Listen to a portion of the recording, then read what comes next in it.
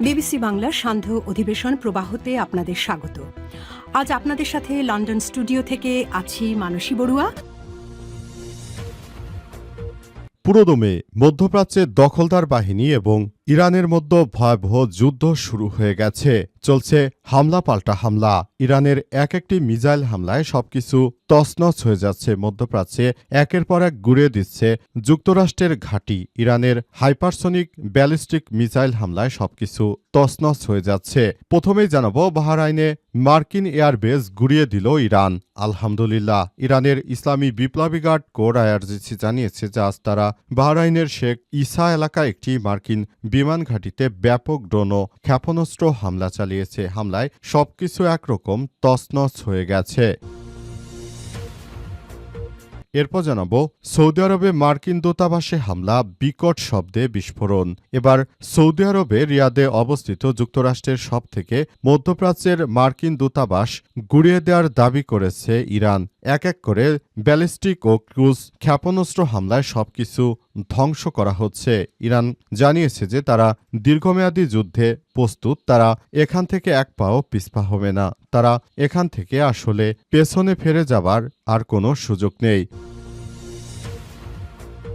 এদিকে ইসরায়েলে নতুন করে ক্ষেপণাস্ত্র হামলা চালালো ইরান। আলহামদুলিল্লাহ। দখলদার ইসরায়েলের বিভিন্ন এলাকা লক্ষ্য করে ঝাঁকে ঝাঁকে ক্ষেপণাস্ত্র ছুড়ছে ইরান। ইসরায়েলি সামরিক বাহিনী আইডিএফ এই তথ্য নিশ্চিত করেছে। ক্ষেপণাস্ত্র হামলার পর ইসরায়েলে জরুরি সতর্কতা জারি করা হয়েছে। জানাবো, হরমুজ প্রণালী বন্ধের ঘোষণা ইরানের। বিশ্বের অন্যতম গুরুত্বপূর্ণ নৌপথ হরমুজ প্রণালী পুরোপুরি বন্ধ করে দেওয়ার ঘোষণা দিয়েছে ইরানের ইসলামিক বিপ্লবী গার্ড কোর আইআরজিসি। সংস্থাটি হুঁশিয়ারি দিয়ে জানিয়েছে যে এই পথ দিয়ে কোনো জাহাজ চলাচলের চেষ্টা করলে তা আগুনে পুড়িয়ে দেয়া হবে। এবং সর্বশেষ জানাবো, এবার আফগানিস্তানের মতো দীর্ঘমেয়াদী যুক্তরাষ্ট্রের যুদ্ধ করার কোনো সমর্থ নেই বললেন জেডি ভ্যান্স। মার্কিন ভাইস প্রেসিডেন্ট জেডি ভ্যান্স জানিয়েছেন যে এবার আর যুক্তরাষ্ট্রের আফগানিস্তানের মতো এত দীর্ঘমেয়াদী যুদ্ধ করার কোনো সামর্থ্য নেই। এ অবস্থায় আসলে যে ধরনের কার্যক্রম শুরু হয়েছে, এতে করে যুক্তরাষ্ট্র চরম বিপাকে পড়েছে। এতে করে পুরো মধ্যপ্রাচ্য জুড়ে আবারও নতুন করে বড় ধরনের সমস্যার সৃষ্টি হচ্ছে। প্রিয় দর্শক, এতক্ষণ শুনছিলেন সংবাদ শিরোনাম, এবারে বিস্তারিত। তবে তার আগে বন্ধুরা, অনুরোধ থাকবে এই সংবাদটিতে একটি লাইক দিন। এই চ্যানেলে আপনি নতুন হয়ে থাকলে আমাদের সংবাদটি দেখতে দেখতে চ্যানেলটি সাবস্ক্রাইব করে রাখুন। কমেন্ট করে বন্ধুরা আপনার মূল্যবান মতামত জানিয়ে দিন আপনি বিশ্বের কোন দেশ থেকে বা বাংলাদেশের কোন স্থান থেকে আমাদের সংবাদটি দেখছেন এবং শুনছেন। আর বন্ধুরা, সংবাদটি আপনার সোশ্যাল মিডিয়া ফেসবুকে শেয়ার করে বন্ধুদেরও দেখার সুযোগ করে দিন। এবারে বিস্তারিত।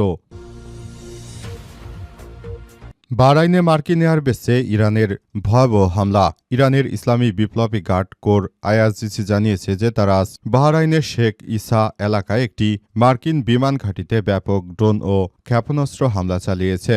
আইআরজিসি দাবি করেছে যে এই হামলায় তারা ২০টি ড্রোন, ৩টি ক্ষেপণাস্ত্র ব্যবহার করে ঘাঁটির প্রধান কমান্ড ও সদর দপ্তর ভবন ধ্বংস করে দিয়েছে এবং জ্বালানির ট্যাঙ্কারগুলোতে আগুন ধরিয়ে দিয়েছে।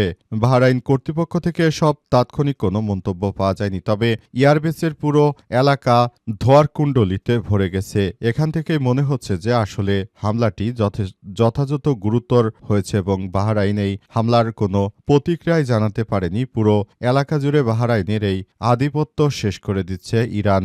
এতদিন ধরে যে বাহরাইন মার্কিন যুক্তরাষ্ট্রের সহায়তায় সবসময় ইরানের বিরুদ্ধে তারা হামলা চালাতো, এই হামলাগুলো এখন থেকে নতুন করে আবার নতুন মোড় নিয়েছে। হামলাগুলো মূলত এমনভাবেই চালানো হচ্ছে যে যাতে করে ভবিষ্যতে কেউ আর ইরানের বিরুদ্ধে বড় ধরনের প্রভাব বিস্তার করতে না পারে, সেজন্য মূলত এই হামলা চালানো হয়েছে। হামলায় সবকিছু এখন থেকেই নিয়ন্ত্রণ করা হচ্ছে এবং যারা বলছে যে এই হামলা চালিয়ে ইরানকে ধ্বংসস্তূপে পরিণত করা যাবে, তারা মূলত এখন বোকা স্বর্গে বাস করছে। কারণ হিসেবে বলা হচ্ছে যে এখন থেকে আসলে এই কার্যক্রমগুলো এতটাই গুরুত্বপূর্ণ আকার ধারণ করেছে যে সবকিছু এখন যুক্তরাষ্ট্রের নিয়ন্ত্রণের বাইরে চলে গেছে।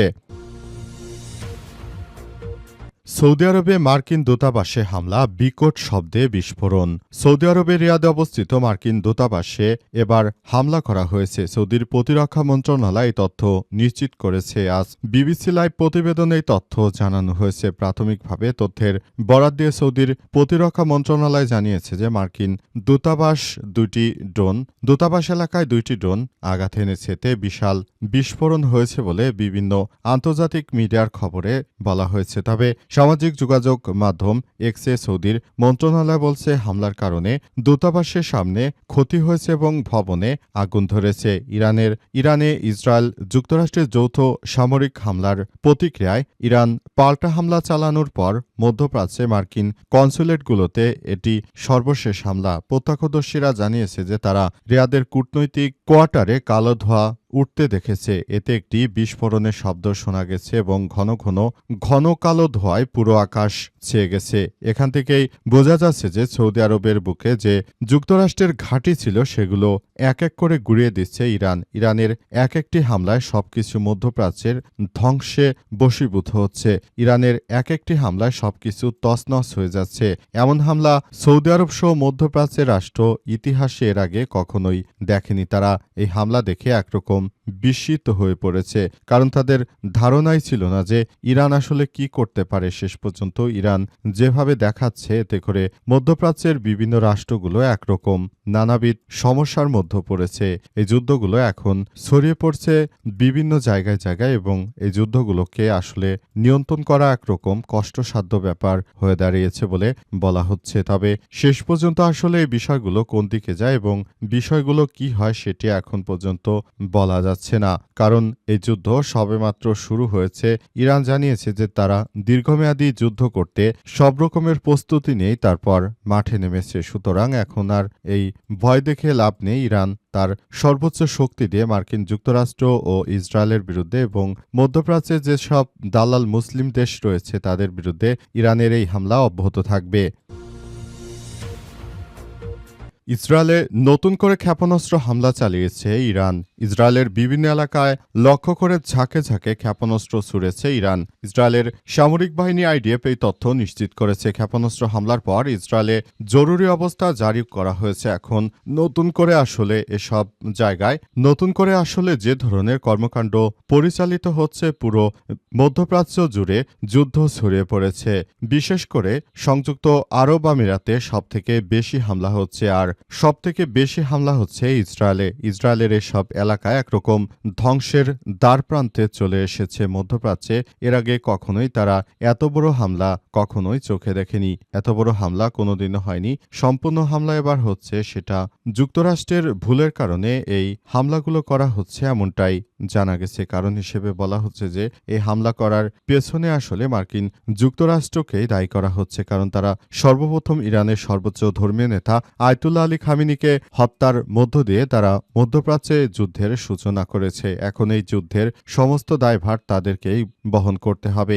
এই যুদ্ধ এতটাই সংঘর্ষ অবস্থায় ছড়িয়ে পড়েছে যে পুরো মধ্যপ্রাচ্য জুড়ে এখন আসলে কোনো কিছুই আর বাদ রাখছে না। প্রতিটি জায়গায় এই হামলা চালানো হচ্ছে এমনটাই জানা গেছে এবং এই হামলায় সবকিছু তছনছ হয়ে যাচ্ছে।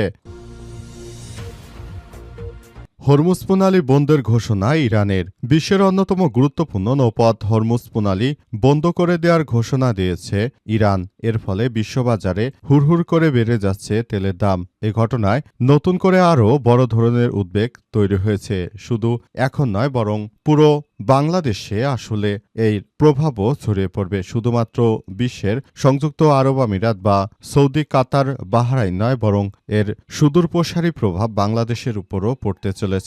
নতুন করে এই ধরনের এই কার্যক্রমগুলো চালিয়ে একরকম আরও নতুন ধরনের সমস্যা তৈরি করেছে। এই কার্যক্রম আসলে হতে থাকলে নতুন করে আবারও দেশের অভ্যন্তরে বড় ধরনের সমস্যা তৈরি হবে এবং এই সমস্যাগুলো থেকে আসলে নতুন করে পুরো বিশ্বের মধ্যে এই সমস্যাগুলো ছড়িয়ে পড়তে পারে। সারা বিশ্বের মধ্যে যে ধরনের কার্যক্রম শুরু হয়েছে, কার্যক্রমগুলো কোনোভাবেই চলতে দেয়া হবে না। সারা বাংলাদেশে এই প্রভাব যে বিস্তার করতে পারে এর জন্য নতুন করে আবারও পুরো বিশ্বের মধ্যে যে সমস্যা ছড়িয়ে পড়ছে সেগুলো আসলে এখনই বন্ধ করা উচিত বড় বড় নেতাদের, তা না হলে আরও বড় ধরনের সংঘাত ছড়িয়ে পড়বে এমনটাই মনে করা হচ্ছে।